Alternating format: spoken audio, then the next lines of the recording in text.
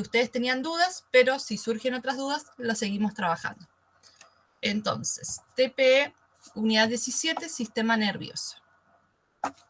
En este caso, las preguntas de técnicos y odontología son exactamente lo mismo, nada más que, como sabemos, odontología tiene una opción más. Entonces, la opción E corresponde solamente a odontología. La pregunta 1 decía, teniendo en cuenta el origen embriológico, todas son correctas excepto, ¿sí? Entonces tengo que pensar la incorrecta, tengo que buscar la que no es correcta. Y tenemos, el prosencéfalo da origen al diencéfalo, que a su vez da origen al tálamo. Correcto. Del mesencéfalo nacen los pedúnculos cerebrales, también es correcto. Del mielencéfalo, que origina al cerebelo, proviene el romboencéfalo. Acá hay una parte correcta y una parte incorrecta. El mielencéfalo sí viene del romboencéfalo, eso sí es correcto, pero el mielencéfalo va a formar el bulbo raquídeo. El que va a formar el cerebelo va a ser el metencéfalo. Esa sería la parte incorrecta. El romboencéfalo da origen al metencéfalo, que a su vez a la protuberancia es correcto porque el metencéfalo va a dar tanto al cerebelo como a la protuberancia. Y con odontología todo es correcto, no era correcta porque la C era la que estaba de forma incorrecta. En la pregunta 2 dice, marque lo correcto respecto a la médula espinal. ¿Sí? Entonces yo ahora tengo que buscar lo que sí es correcto. A. La zona de sustancia gris es periférica y la blanca es central. Esto sería incorrecto, es viceversa.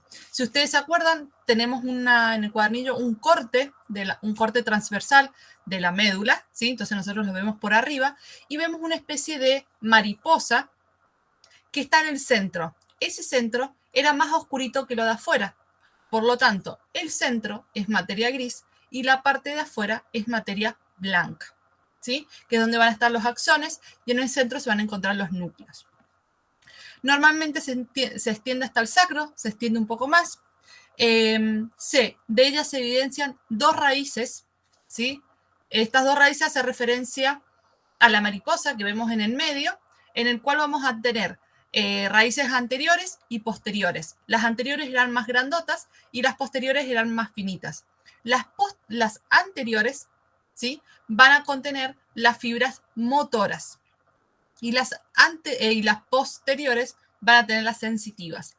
Por lo tanto, la C estaba inversa.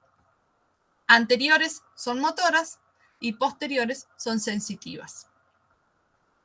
La D.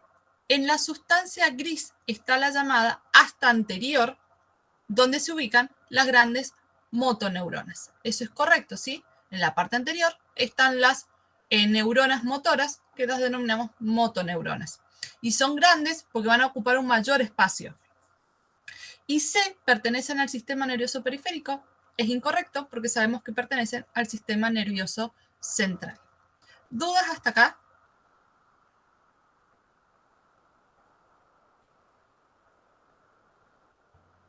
Sí, profe. ¿Cuál sería la duda? ¿O sí seguimos? No, de que sí seguimos. No hay problema. Bien, el punto 3 nos decía, respecto al líquido cefalorraquídeo, marque la opción incorrecta, lo que está mal, ¿sí? Lo que no corresponde. Entonces, A es un líquido que circula por los ventrículos, un sistema de cavidades en el interior del encéfalo y la médula espinal. Es correcto porque esto a su vez los bañaba o los rodeaba y permitía nutrirlos y protegerlos si había algún patógeno. B. Lleva nutrientes y linfocitos del sistema inmunitario a diferentes partes del sistema nervioso central. También es correcto porque justamente esto, al circular entre el encéfalo y la médula espinal, va a aportar nutrientes y linfocitos. Vamos a la D. Se produce en los plexos coroideos y en menor proporción en el epéndimo. ¿A qué hace referencia el epéndimo? Son las células ependimarias, ¿sí? Que era donde se producía el líquido cefalorraquídeo. Y esa zona está alrededor de los plexos coroideos. Entonces esa también es correcta. La que era incorrecta es la que nos dice dónde circula. Dice que circula entre la dura madre y la aracnoides. La dura madre va a ser, ¿sí? Nosotros tenemos el hueso y después tenemos las meninges, en la cual vamos a tener dura madre, aracnoide y pía madre. Entre la pía madre, que es la más inferior, y la aracnoides, va a estar el líquido cefalorraquídeo, ¿sí? En este segmento, en este espacio entre la aracnoide y la pía madre. Por eso este espacio se denomina subaracnoideo. Sub es que está abajo, ¿sí? Entonces se encuentra abajo de la meninge denominada aracnoides. Entonces era incorrecta porque decía que estaba entre la dura madre y la aracnoide.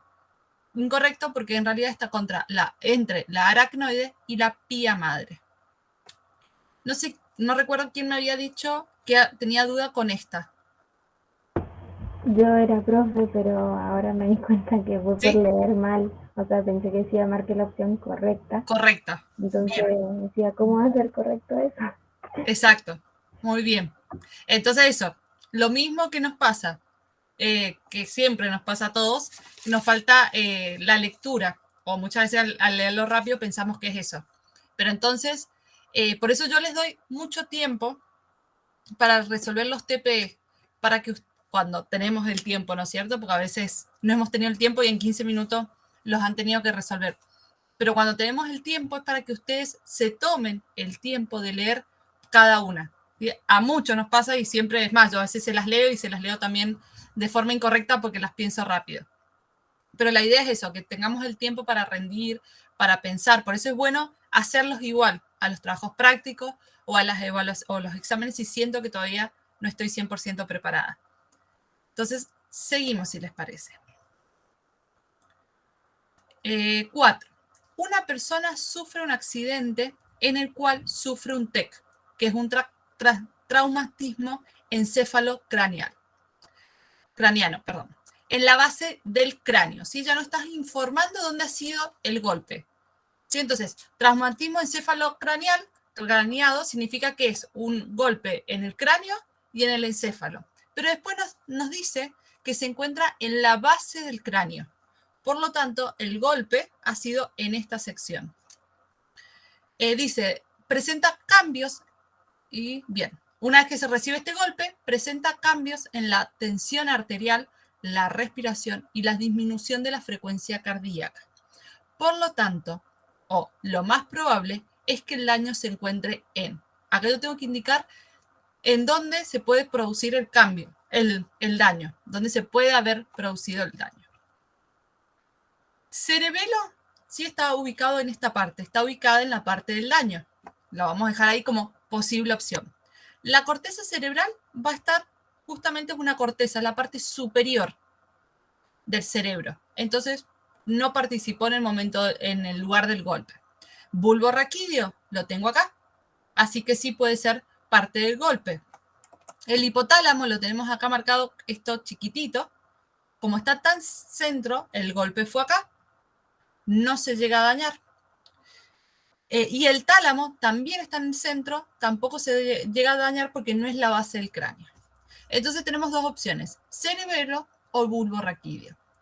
El cerebelo era el encargado de los movimientos, de la coordinación, ¿sí? De los movimientos voluntarios, por así decirlo. Y el bulbo raquídeo estaba encargado de la tensión arterial, de la respiración, de la disminución de la frecuencia y de la frecuencia cardíaca. Entonces, primero eliminamos opciones pensando dónde fue el golpe. Lo ubico acá abajo. Listo, entonces ya eliminé 3 opciones.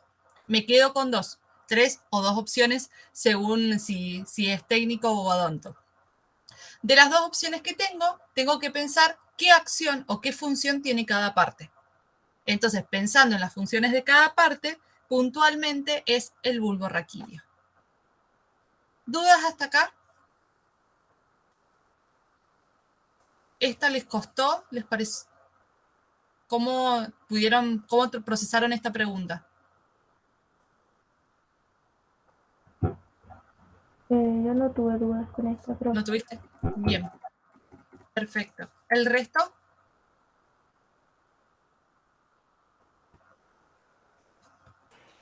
Yo tampoco, profe. Bien, buenísimo. Entonces seguimos con la pregunta 5. Dice, todas las siguientes características anatómicas y funcionales del sistema nervioso simpático son verdaderas, excepto, volvemos acá a buscar la incorrecta. Estamos hablando del sistema nervioso simpático. Emerge de la zona toracolumbar de la médula, ¿correcto? Sí, porque era de la zona torácica y lumbar, eso es correcto. Sus ganglios están cercas o en el órgano efector. Eso es incorrecto, porque las simpáticas, si ustedes se acuerdan, estaban del lado derecho de las imágenes y eran las que tenían un ganglio o unas fibras preganglionales muy cortas, por lo tanto, los ganglios se encontraban o cerca de la médula o a mitad de camino, no cerca del órgano efector. Eso es una característica del parasimpático. C. Su neurotransmisor preganglionar es la acetilcolina, eso es correcto, y su neurotransmisor postganglionar es la noradrenalina. Y por último, las fibras postganglionales son largas. Eso es correcto, porque las preganglionares eran cortas y las postganglionares eran bien largas. Un segundo.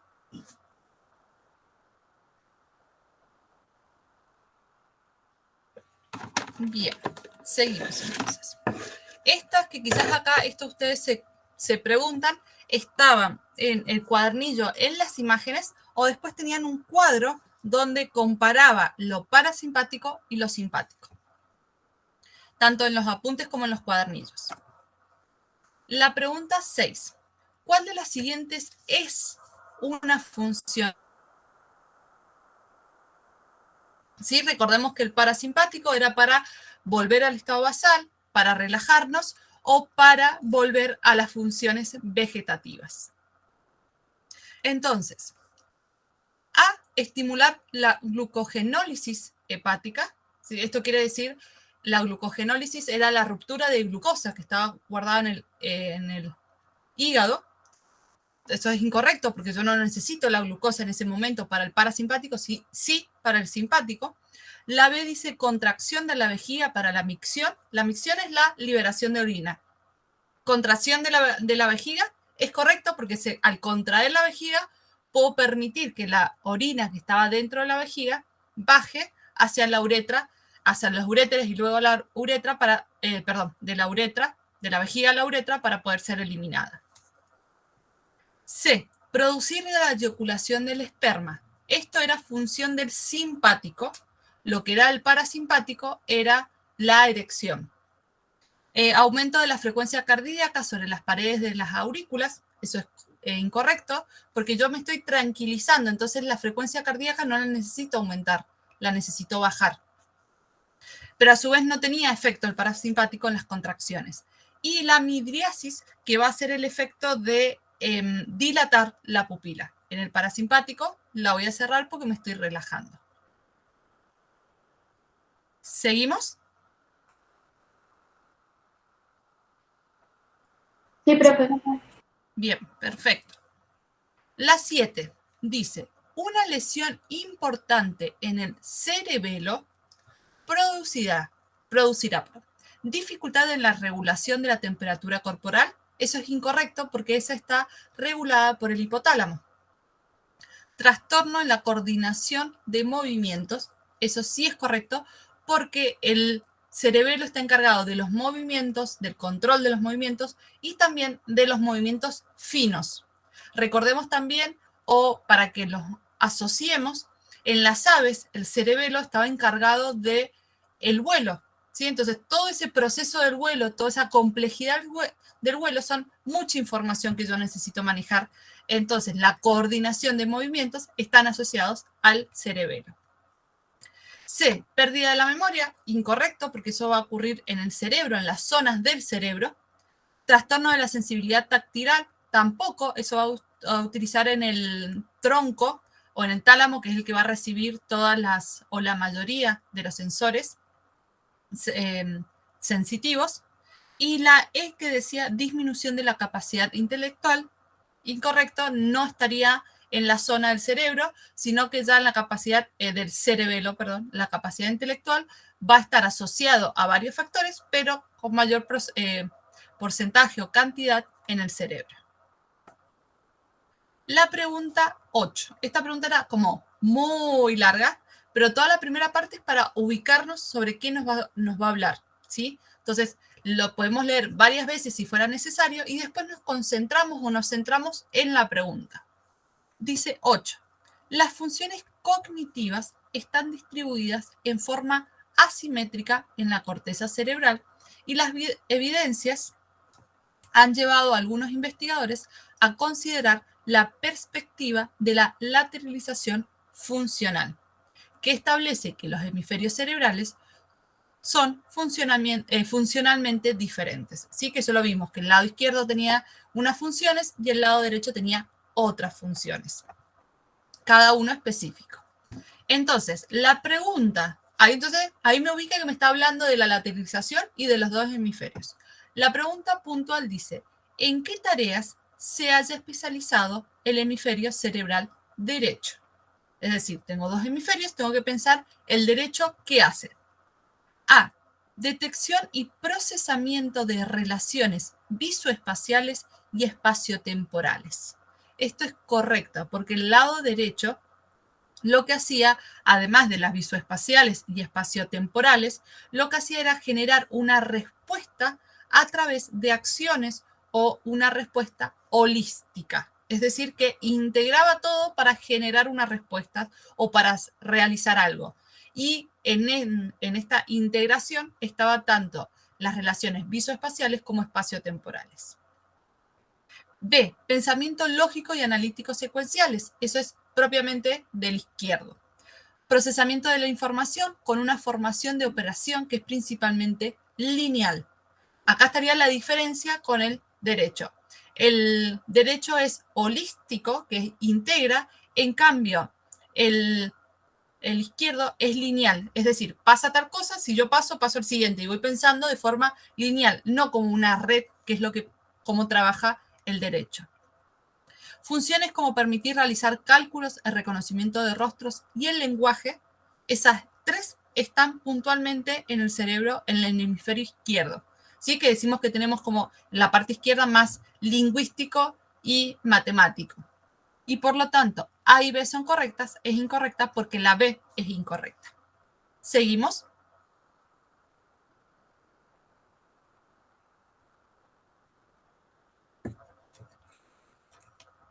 ¿Sí?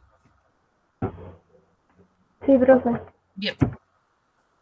La pregunta 9, ¿sí? Acá dice, teniendo en cuenta los distintos lóbulos de la corteza cerebral y su función, marcar la asociación correcta.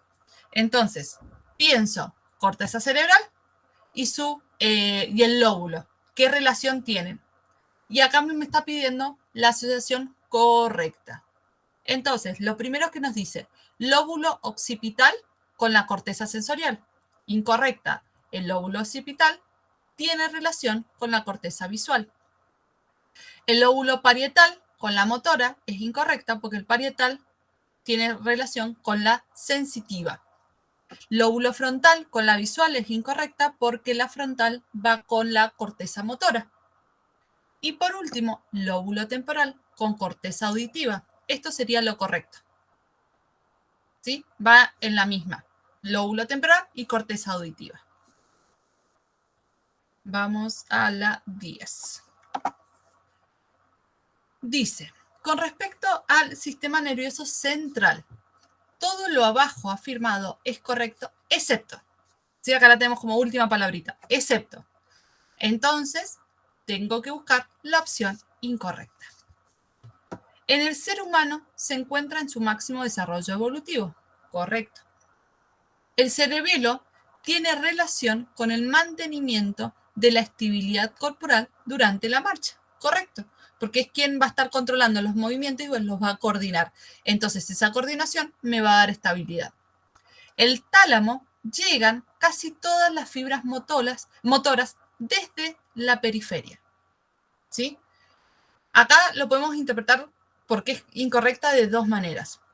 Primero, van a llegar desde la periferia, ¿sí? Desde afuera hacia adentro, van a llegar las neuronas o las fibras sensitivas, porque son las que van a llevar información desde el exterior hacia el interior, ¿sí? Por eso dice, desde la periferia hacia el tálamo que está en el sistema nervioso central, ¿sí? Esa sería una parte como incorrecta. Y después, si yo analizo las fibras motoras, van a llegar al tálamo casi todas las fibras motoras desde el cerebro o el encéfalo, desde el resto del encéfalo, ¿sí? Ahí podríamos tomarla desde esas dos maneras, pero recordemos siempre que hacia el sistema nervioso central van las sensitivas y desde el sistema nervioso central hacia la periferia van las motoras. D. En la zona bulboprotuberancial se encuentran los centros encargados del control de la respiración y la presión arterial. Correcto, sí, eso también nos ayuda a responder la pregunta 4, que era la del golpe en el daño en la base del cráneo. Y E para odontología decía, una de las funciones de la corteza cerebral es el control de los movimientos voluntarios. ¿Sí? Eso es correcto. ¿Seguimos?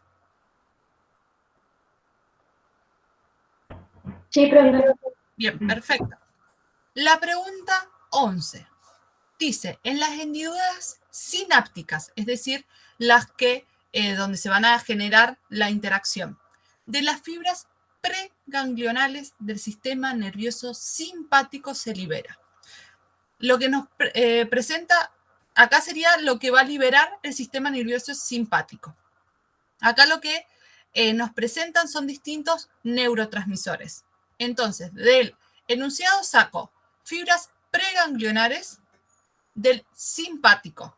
Entonces, este cuadrito que ustedes lo tienen al final de su cuadernillo o al final de sus apuntes, donde compara parasimpático con el simpático, habla de neurotransmisores. Las hendiduras sinápticas o la sinapsis se va a llevar a cabo a través de neurotransmisores. Entonces, en la simpático y preganglionar, acá nos dice preganglional acetilcolina. Entonces, era la opción A. Si hablamos de parasimpático, tanto la preganglionares como la postganglionares son acetilcolina. Y en el simpático, las postganglionales son noradrenalina. Entonces, para el simpático preganglionales, acetilcolina. ¿Quedó claro ahora esta pregunta? Porque recién me preguntaron sobre esta. No recuerdo quién, porque no alcancé a ver. Sí, profe. Vale, bien. Ahora entendiste a dónde, no sé cuál era tu duda o qué era lo que te había generado, o no sabías dónde encontrar esa información.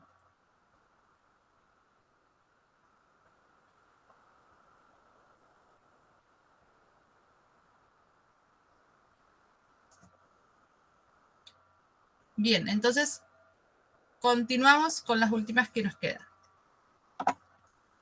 La 12 dice, ¿cuál de los siguientes centros nerviosos se hayan relacionado con las funciones básicas como el apetito, la sed, la temperatura corporal, el equilibrio hídrico, ¿sí? Etcétera? En ese etcétera también teníamos el impulso sexual. De todas estas estructuras, la que estaba encargado de estas acciones, por así decirlo, como básicas o elementales para la supervivencia, era el hipotálamo. Acá no había mucho más que, pues cada parte tiene sus funciones.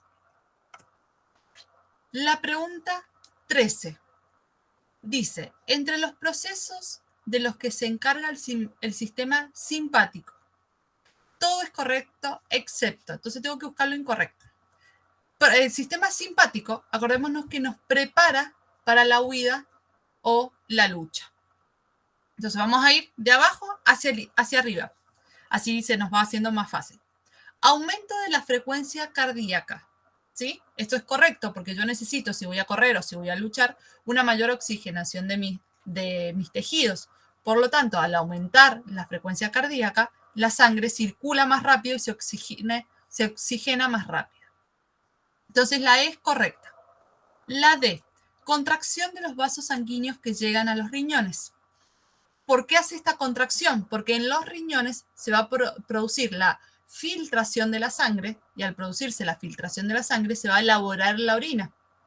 Pero si yo en el momento de huir me pongo a elaborar orina es gastar energía y a su vez mandar sangre a un órgano que en ese momento no necesito y voy a acumular orina en la vejiga, que en algún momento se va a llenar y la voy a tener que vaciar. Entonces, en ese momento, al contraer los vasos sanguíneos, llega una cantidad mínima de sangre a los riñones y por lo tanto no hay tanta filtración o formación de orina.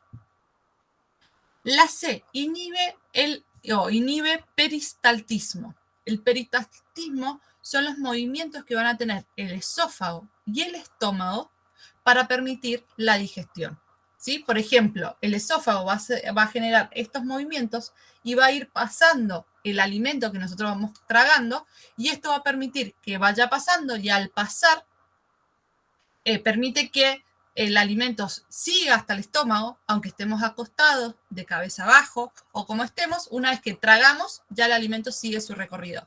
Entonces va a inhibir estos movimientos, por lo tanto inhibe o pone pausa a la digestión.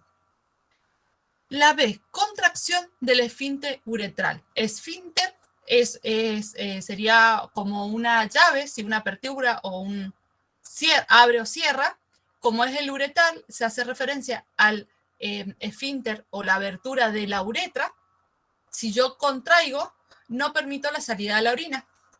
Entonces no voy a tener la necesidad de ir al baño o de orinar. Entonces, por eso sí hago la contracción para generar la energía en otras partes de mi cuerpo. Cuando estoy en el sistema parasimpático, sí hay una relajación del esfínter. Profe, sí. Pregunta, ¿eso dónde está? Porque yo a eso lo relacioné con la vejiga urinaria y el simpático dice que relaja. Entonces, Bien. por eso puse que ese era el... Ahí les hago la aclaración. Lo tienen en el cuadro, en el último cuadrito que tienen,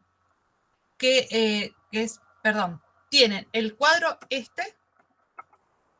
¿sí? En los cuadernillos, en los apuntes. Tienen en el cuadernillo. No, en los dos tienen este cuadro. Luego de ese cuadro viene uno que dice órgano efector, la primera columna, parasimpático, segunda columna, y simpático, la última columna. ¿Contraste, Marti? Sí. Todas. ¿Sí? Bien. Entonces, si nos vamos a la vejiga urinaria, les dice, en el que tienen en el cuadernillo dice vejiga urinaria. En el parasimpático dice contrae y relajación del esfínter uretral. ¿Sí? Sí. Entonces, el contrae corresponde a la vejiga y relaja el esfínter o relajación del esfínter uretral hace referencia al esfínter. Es como que han fusionado dos cosas juntas. Ocurre entonces contracción de la vejiga urinaria y relajación del esfínter. Ese es en el parasimpático. ¿Estamos hasta ahí? Claro, pasa que yo lo hice con el cuadrito del apunte de clase y ahí no sale lo de contrae y relaja. Exacto. Con el de apunte de clase habla solamente de la vejiga urinaria. No habla del esfínter uretral. Entonces, lo que ustedes tienen como contrae, relaja, es sobre la vejiga.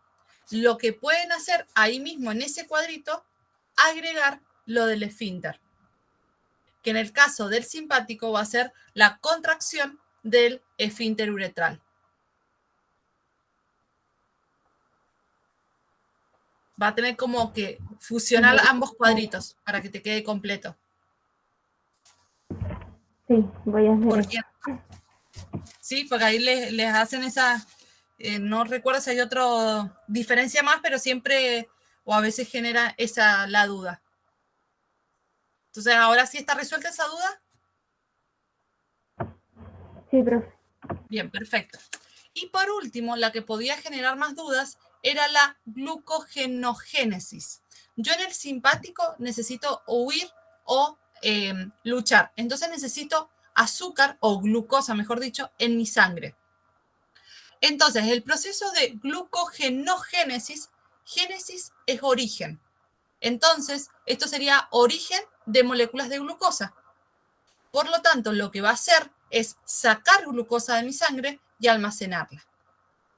En cambio, eso sería incorrecto, porque lo que se va a producir en el sistema simpático es la glucogenólisis en el hígado. ¿Qué quiere decir? Lisis es ruptura.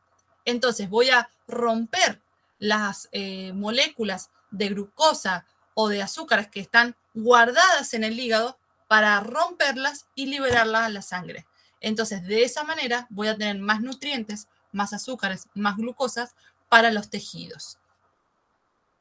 Romy, creo que acá era donde vos tenías dudas. ¿Quedó más claro ahora? Sí, profe, tenía la misma duda que Marti. Ah, Estaba bien, entre la A y la B y terminé marcando la B, pero porque me confundí al leer la palabra constricción. claro, bien. Entonces, por eso son dos acciones que están unidas, la vejiga con el esfínter, ¿sí? Pero hacen movimientos como contrarios. Para cuando uno se relaja es que se va a llenar mayor cantidad. Cuando yo lo contraigo, yo estoy exprimiendo algo, entonces tiene que salir. Con respecto a la vejiga. Y lo del esfínter, imagínense eso, algo que está cerrado por cuando se contrae, cuando se relaja, se abre. A eso hace referencia con esfínter. O sea, una abertura. ¿Habrá quedado claro entonces esta? Sí, profe. Bien.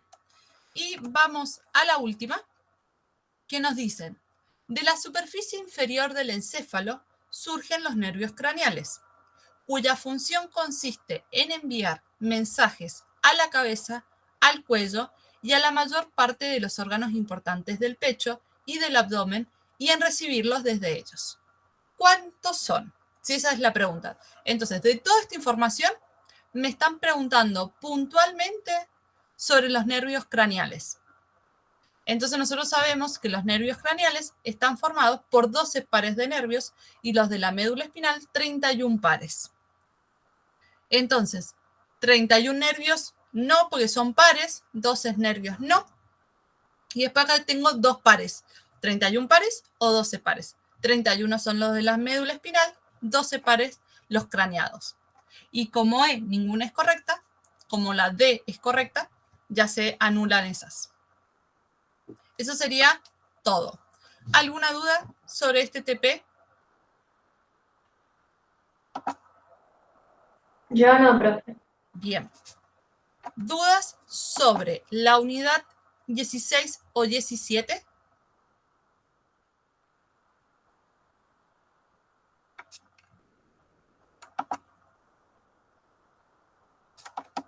No, por ahora no. Bien, entonces, si no hay dudas, hasta que hemos llegado a la clase, recuerden que mañana